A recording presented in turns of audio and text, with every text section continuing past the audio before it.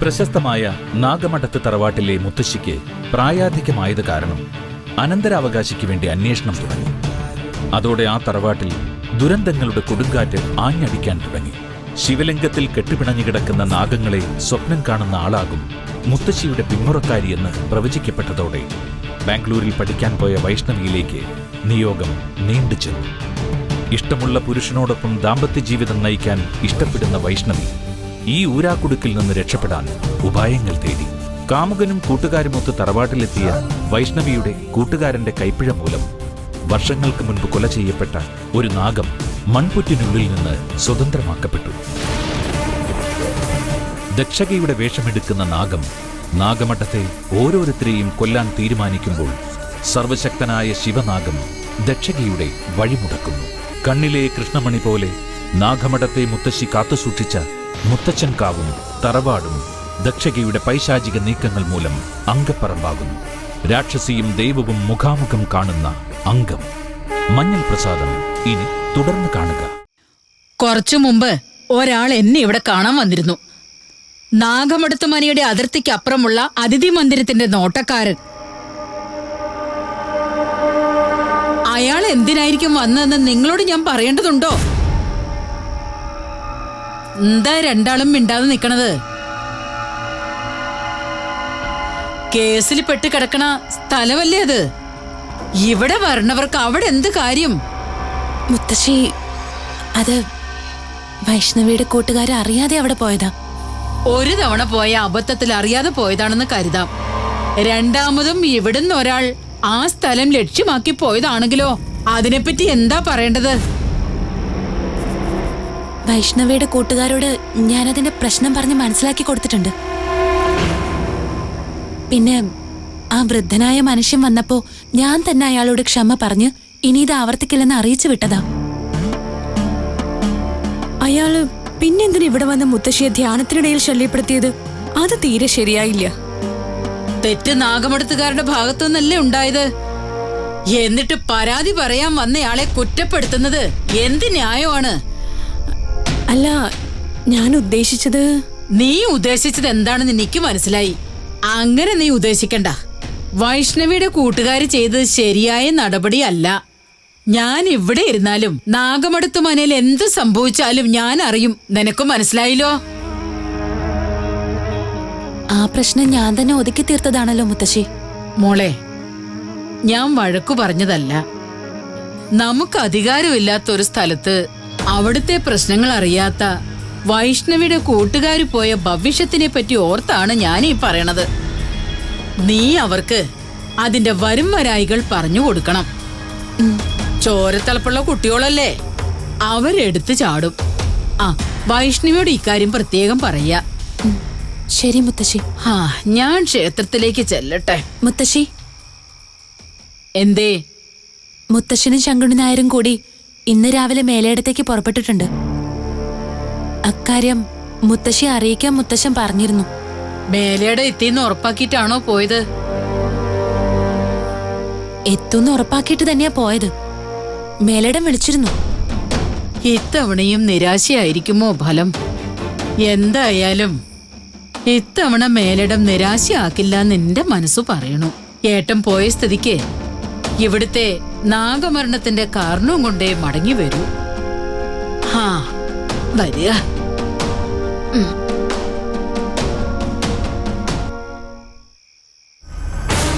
നാഗമരണത്തിന്റെ കാരണം കണ്ടെത്താനുള്ള പ്രശ്നവിധി കിട്ടുമെന്നാണോ വിട്ടികളെ നിങ്ങൾ കരുതുന്നത്? ആ കാരണം കണ്ടെത്താൻ നിങ്ങൾക്ക് കഴിയില്ല. കാരണം കണ്ടെത്തി ദക്ഷയുടെ വിളയാട്ടം അവസാനിപ്പിക്കാമെന്നാണോ? എന്നാൽ അത് ഈ മനിയുടെ സർവനാശമായിരിക്കും.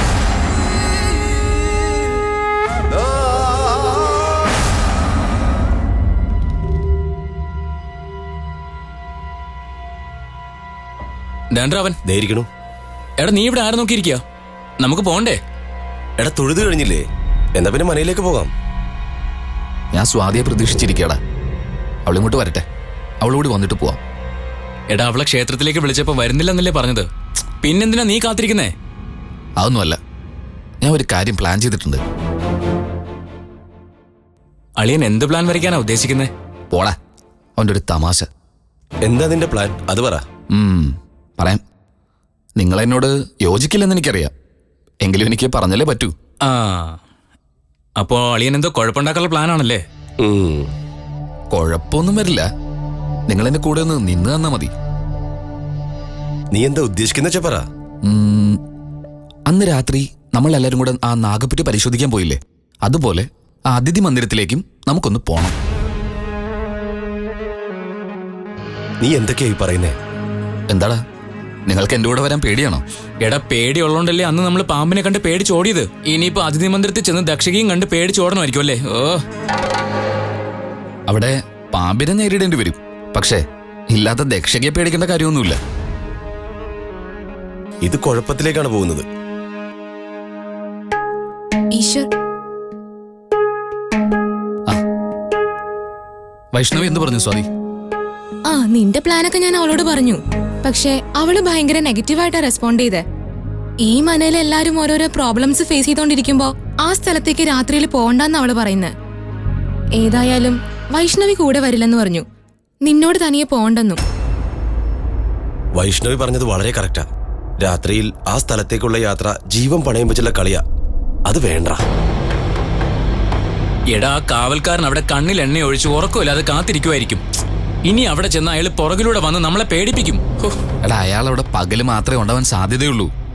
പ്രായമായ മനുഷ്യനായതുകൊണ്ട് രാത്രി ഉറക്കമൊഴിഞ്ഞ് അയാൾ അവിടെ കാവല് നിൽക്കില്ല. മാത്രമല്ല, വിജനമായ സ്ഥലം, വെളിച്ചം പോലുമില്ല. ആ കാവൽക്കാരൻ അവിടെ ഉണ്ടാവാൻ സാധ്യതയില്ലെന്നും ഉറപ്പാ. ഈശ്വർ, വൈഷ്ണവി പറഞ്ഞ സ്ഥിതിക്ക് നമ്മൾ അവിടെ പോണോ? ഈശ്വർ, എന്താ നിങ്ങളുടെ ഭാവം? നിങ്ങളുടെ പദ്ധതി എന്താന്നൊക്കെ എനിക്ക് മനസ്സിലായി. ഇന്ന് രാത്രി നീ ഇവരെയും കൊണ്ട് അതിഥി മന്ദിരത്തിലേക്ക് പോവരുത്. ആ ശ്രമം നീ ഉപേക്ഷിച്ചേക്ക്. ഞാനെങ്ങനെ അറിഞ്ഞു എന്നാവൂ അല്ലേ? സ്വാതി വൈഷ്ണവിയുമായി സംസാരിച്ചതെല്ലാം ഞാൻ കേട്ടു. ആ കാവൽക്കാരൻ ഇവിടെ വന്ന് പരാതി പറഞ്ഞതല്ലേ? എന്നിട്ട് എന്തിനാ ഈ അവിവേകത്തിന് നിങ്ങൾ വീണ്ടും ശ്രമിക്കുന്നത്? രേണുവടുത്തി, വേറൊന്നും കൊണ്ടല്ല. ഇങ്ങനെ ഓരോരുത്തരും ഓരോ വിലക്കുകൾ പറയുമ്പോ ആ മന്ദിരം കാണാൻ എന്തോ ഒരു കൗതുകം തോന്നുന്നു. അതുകൊണ്ടാ രാത്രിയിൽ പോകാൻ തീരുമാനിച്ചത്. അപ്പോ കാവൽക്കാരനുണ്ടാവില്ലല്ലോ. ഈശ്വർ, നീ അവിടെ പോവരുത്. അയാൾ വീണ്ടും പരാതിയായി വന്ന് മുത്തശ്ശിയെ കണ്ട നിങ്ങൾ ഇവിടെ താമസിക്കുന്നത് മുത്തശ്ശി ചിലപ്പോ വിലക്കും.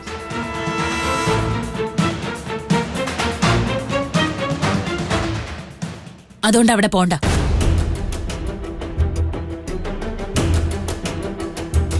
ഈശ്വർ, രേണുടുത്തി പറഞ്ഞതിലും കാര്യമുണ്ട്. രേണുവടുത്തി പറഞ്ഞ സ്ഥിതിക്ക് ഇനി പോകണ്ട. അതെ, എന്തിനാ വെറുതെ ആ കാവൽക്കാരന് കുഴപ്പമുണ്ടാക്കുന്നത്? ഡാ, നിങ്ങൾക്ക് പേടിയാണെങ്കിൽ അത് പറഞ്ഞാ പോരെ. നിങ്ങൾ ഈ മനയിലുള്ളവരെ പോലെ ആയിപ്പോയല്ലോ. അല്ലളിയെ പേടിച്ചിട്ടല്ല, അത് പിന്നെ നിന്റെ രാഹുലെ, അവൻ തനിയെ അവിടെ പോവോ? ഏയ്, അങ്ങനൊന്നും പോവില്ല. പോവാതെ ഞങ്ങൾ നോക്കിക്കോളാം. ഇവനിത് എന്താ പറ്റിയേ? ചുമ്മാ വാ, നമുക്ക് ഇവിടെ നിന്ന് എന്നാ വാ പോവാം.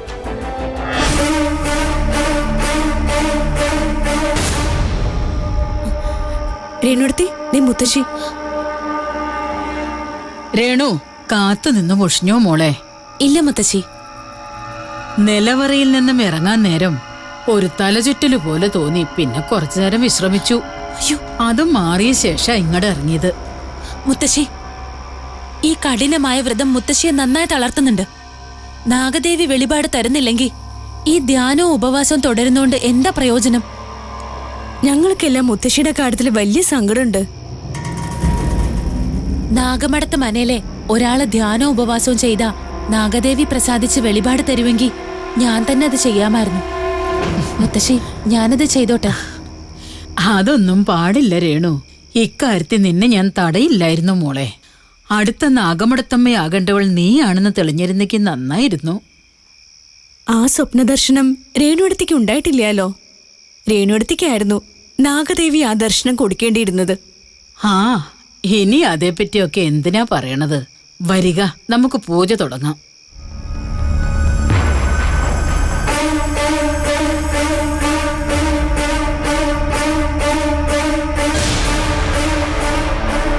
നാഗമടുത്തമ്മേ, നിങ്ങൾ സ്ഥലകാലം നഷ്ടപ്പെട്ട് ദക്ഷകിയുടെ അരികിലേക്ക് വരികയാണ്.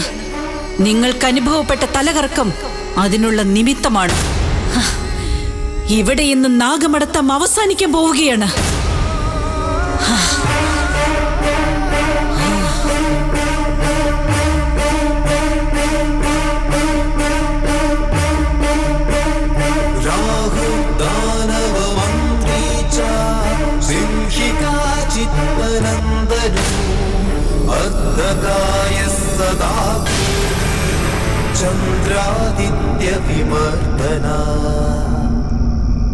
ഈ മരവള്ളിയാണ് നിങ്ങളുടെ അന്ത്യം കുറിക്കാൻ പോകുന്നത്.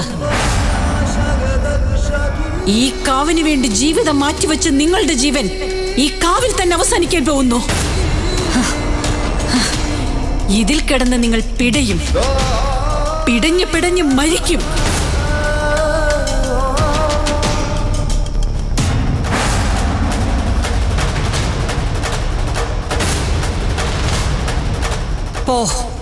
പോയി നാഗമടത്തമ്മയുടെ കൊലക്കയറായി മാറ്. പോ.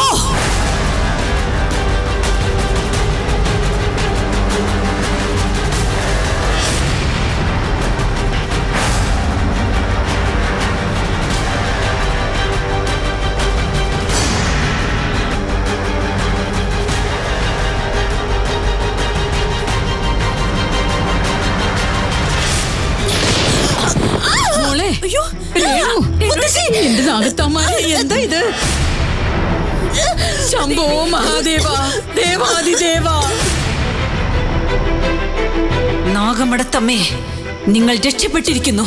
പക്ഷെ ദക്ഷകിയുടെ കുരുക്കിൽ വീണ് നാഗമടത്ത് സന്തതി രക്ഷപ്പെടുകയില്ല.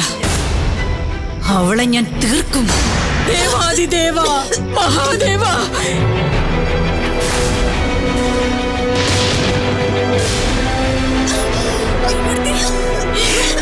ശ്രീ പരമേശ്വര, അവിടുത്തെ കോപമാണെങ്കിൽ അടിയനെ ശിക്ഷിച്ച് ഈ കുഞ്ഞിനെ വെറുതെ വിടൂ. ശംഭോ മഹാദേവ, ശ്രീ ശങ്കര, ദേവാദിദേവ, എന്റെ കുഞ്ഞിനെ രക്ഷിച്ചു തരൂ. മഹാദേവ, മഹാദേവ, എന്റെ കുഞ്ഞിനെ രക്ഷിച്ചു തരൂ. എന്റെ കുഞ്ഞിനെ രക്ഷിക്കൂ, എന്റെ ഭഗവാനെ.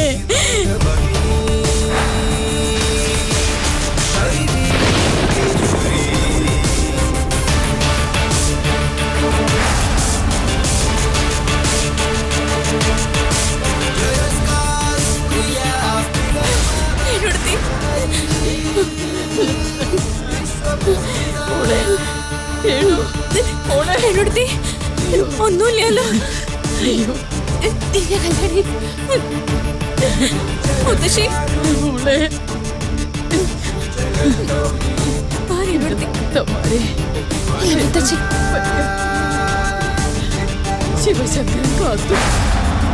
ശിവനാഗമേ, എന്റെ കൺമുമ്പിൽ വരാതെ മറഞ്ഞു നിന്ന് യുദ്ധം ചെയ്യുകയാണോ നീ? യുദ്ധം ചെയ്യാൻ മുമ്പിൽ വരൂ. ദക്ഷകിയുടെ കയ്യാൽ മരണം വരിക്കാൻ മുമ്പിൽ വരൂ. ദക്ഷകി,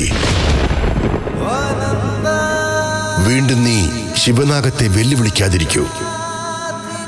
പിന്മാറൂ, അല്ലെങ്കിൽ നീ സ്വയം നിന്റെ നാശം വരുത്തിവെക്കും.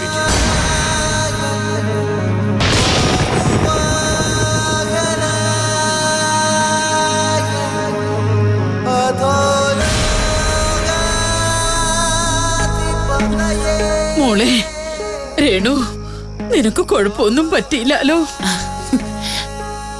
മുത്തശ്ശി ഇപ്പോഴും അക്കാര്യമാണോ ആലോചിക്കുന്നത്? അതറിയാതെ ഇരുട്ടത്ത് സംഭവിച്ചതല്ലേ. അബദ്ധത്തിൽ ആ കൊടുക്ക് കഴുത്തിപ്പെട്ടുപോയി. ആ മരവള്ളി പൊട്ടിക്കാൻ കഴിയുമെന്ന് ഞാൻ കരുതിയില്ല. അത് കേടായി ദ്രവിച്ചു തുടങ്ങിയ മരവള്ളി ആയിരിക്കും. എന്തായാലും ഇതിപ്പോ മരവള്ളി രേണുവടുത്തി കൊടുക്കുന്നത് രണ്ടാമത്തെ പ്രാവശ്യ. ആദ്യം കാലുടക്കി വീണ് താക്കോൽക്കൂട്ടം പോയി. കല്യാണി എന്താ പറഞ്ഞത്? രേണു വീണു താക്കോൽക്കൂട്ടം പോയിന്നോ? എന്താ ഈ പറയണത്? അത് മുത്തശ്ശി, ഞാനെന്ന് അറിയാതെ ഒരു മരവള്ളി തട്ടി വീണതാ. കുഴപ്പമൊന്നുമില്ല. കാവിലെ മരവള്ളി തട്ടി നീ വീഴുക, പിന്നീട് കഴുത്തിലെ മരവള്ളി കുടുങ്ങുക. എന്താ മോളെ നിനക്ക് മാത്രം ഇങ്ങനെ സംഭവിക്കണത്? മുത്തശ്ശി, അതിൽ വിഷമിക്കാനൊന്നുമില്ല. അറിയാതെ സംഭവിച്ചതല്ലേ. ഇതൊന്നും അറിയാതെ സംഭവിക്കണതാണെന്ന് മുത്തശ്ശിക്ക് തോന്നണില്ല മോളെ. മുത്തശ്ശിക്ക് പിന്നെന്താ തോന്നുന്നത്? നാഗമടത്ത് മനയ്ക്ക് എന്തോ ശനി ബാധിച്ചിട്ടുണ്ട്. മുത്തശ്ശി, അതേ മോളെ, മനുഷ്യന് സമയദോഷം വരുമ്പോൾ സംഭവിക്കുന്ന പോലെ തന്നെയാണ് കുലത്തിനും ദോഷസമയം വരണത്.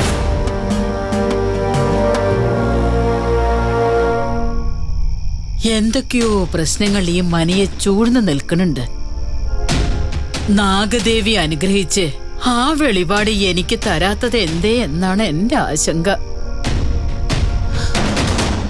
ആ വെളിപാട് കിട്ടും മുത്തശ്ശി.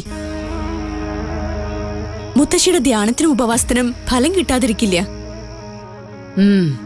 അങ്ങനെ തന്നെയാണ് ഞാനും പ്രതീക്ഷിക്കണത്. പക്ഷേ എന്തോ ഒരു തടസ്സമുണ്ട്. അല്ല, ആരോ തടസ്സപ്പെടുത്തണുണ്ട്. അതിന് കാരണം നാഗമരണമാണെങ്കിൽ നാഗത്താമാര് നമ്മോട് കോപിച്ചിട്ടുണ്ടാവും രേണു. നമുക്ക് പ്രാർത്ഥിക്കാം, പരിഹാര കർമ്മങ്ങളും ചെയ്യാം. വേറൊന്നും നമ്മളെ കൊണ്ടാവില്ലാലോ. നോക്കാം. നിങ്ങൾ തിരികെ പോകുമ്പോ കാവിന് മുന്നിലൂടെ സൂക്ഷിച്ചു പോണോട്ടോ. ശരി മുത്തശ്ശി. അതുപോലെ കാവില് നടന്ന കാര്യങ്ങൾ ഇല്ലത്താരോടും പറയണ്ട. എല്ലാവർക്കും ആദിയാവും. നാഗദേവി പ്രസാദിച്ച് അതിന്റെ കാരണങ്ങളൊക്കെ വെളിപ്പെടുത്തി തരട്ടെ. നിങ്ങൾ പൊയ്ക്കോളുക. എന്റെ നാഗത്താമാരെ, എന്താണ് ഈ നടക്കണതൊക്കെ? എന്തിനാ നീ ഞങ്ങളെ പരീക്ഷിക്കണത്? കാരണങ്ങളൊന്ന് വെളിപ്പെടുത്തിക്കൂടെ? എന്റെ നാഗത്താമാരെ, എന്റെ ദേവി, കാത്തുരക്ഷിക്കണേ. രേണുവടുത്തി, ഇന്നലെ രാത്രി എത്ര ആലോചിച്ചിട്ടും എനിക്ക് ആ മരവള്ളിയുടെ കാര്യത്തിൽ ഒരു ഉത്തരവും കിട്ടിയില്ല. ഞാൻ ആ കാര്യം എപ്പോഴേ മറന്നു. നീ ഇപ്പോഴും അത് ആലോചിച്ചോണ്ടിരിക്ക? ഇവര് തമ്മിൽ എന്ത് കാര്യത്തെ പറ്റിയാ പറയുന്നേ? എന്തോ കുഴപ്പമുണ്ടല്ലോ. എന്തായാലും എന്റെ രേണുവടുത്തി, അതിലൊരു അസ്വാഭാവികതയില്ലേ? ഞാൻ ഇന്ന് രാവിലെ കൂടി കാവിൽ പോയി ആ സ്ഥലം നോക്കിയതാ. ആ മരവള്ളി രണ്ടായി മുറിഞ്ഞിട്ടുണ്ട്. പക്ഷേ അതൊരാളുടെ കഴുത്തിൽ ചുറ്റാൻ മാത്രം നീളമില്ലാത്തതാണെന്നേ. നീ രാവിലെ നോക്കിയതുകൊണ്ട് തോന്നിയതാ. രാത്രി നമ്മൾ ശ്രദ്ധിക്കാതെ നടന്നപ്പോ കഴുത്തിലെ വള്ളി കുരുങ്ങിയതല്ലേ?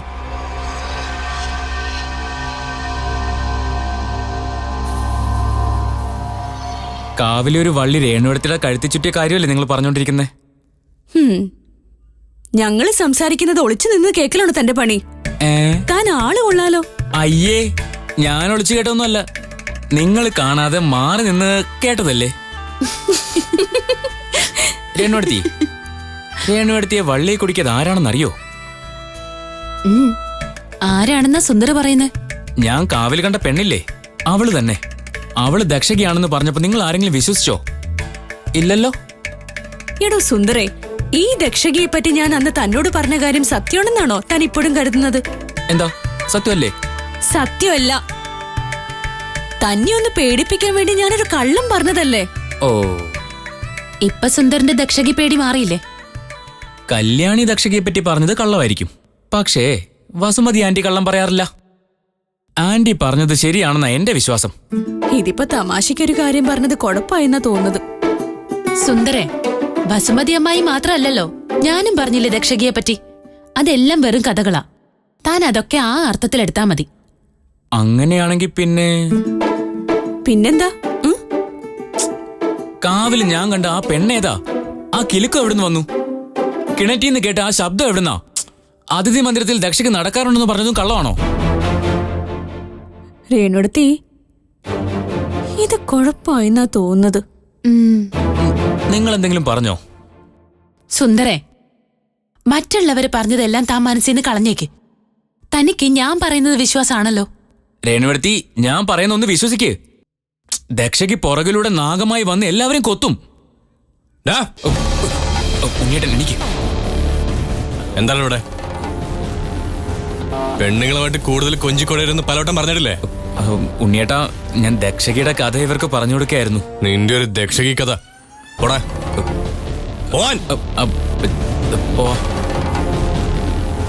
രേണു, വൈഷ്ണവിയുടെ കൂട്ടുകാരെ ഇവിടെ അധികം നാൾ താമസിപ്പിക്കുന്നത് ശരിയല്ല. അതെന്താ ഉണ്ണിയേട്ടാ? അവരാ കാവിലും അതിഥി മന്ദിരത്തിന്റെ ഭാഗത്ത് കറങ്ങി നടക്കുന്നൊക്കെ എന്തോ വേണ്ടാത്ത കാര്യം ഒപ്പിക്കാനെന്ന് തോന്നുന്നു. ഉണ്ണിയേട്ട അങ്ങനെയൊന്നുമില്ല. വൈഷ്ണവിയുടെ കൂട്ടുകാര് പ്രശ്നക്കാരുമല്ല, അവര് നല്ലവരാ. അത് നിന്റെ അഭിപ്രായം. എന്റെ അഭിപ്രായം ഞാൻ പറഞ്ഞത്. വൈഷ്ണവിയെ കാര്യം പറഞ്ഞ് മനസ്സിലാക്കിയിട്ട് അവരെ ഇന്ന് തന്നെ പറഞ്ഞുവിടുന്ന നല്ലത്. ഇതെല്ലാം ഉണ്ണിയേട്ടന്റെ വെറും തോന്നല. ഉണ്ണിയേട്ടന് വൈഷ്ണവിയെ വിശ്വാസം ഉണ്ടോ? ഉണ്ടെങ്കിൽ അവളുടെ കൂട്ടുകാരെയും വിശ്വസിക്കണം. പിന്നെ ഒരു കൗതുകം തോന്നി അവരങ്ങോട്ടോ ഇങ്ങോട്ടോ പോയെന്നിരിക്കാം. അതൊരു വലിയ വിഷയാക്കണോ? ദക്ഷകി ഇളക്കി വിടുന്ന അസ്വസ്ഥതകൾ തടസ്സപ്പെടുത്തുന്നത് നീയാണല്ലേ? ഇവനെ ഞാൻ വിടുകയില്ല. ഇവനെയാണ് ഞാൻ ഈ മനയുടെ സ്വസ്ഥതയ്ക്ക് സമാധാനത്തിനുമെതിരെ ആയുധമാക്കാൻ പോകുന്നത്. അതെല്ലാമാണ് ഇനി കാണാൻ പോകുന്നത്.